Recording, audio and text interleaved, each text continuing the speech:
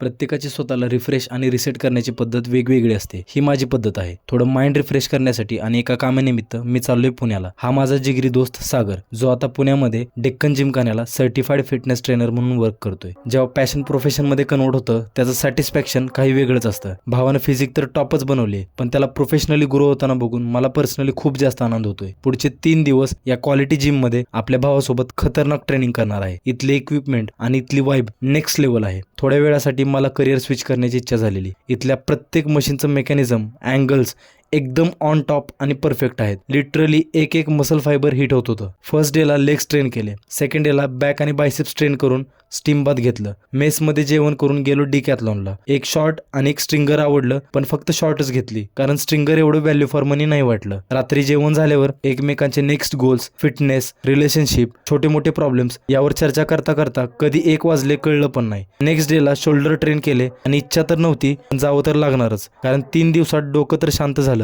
Business work pending पडलेलं. Finally भावाला bye करून घरी निघालो.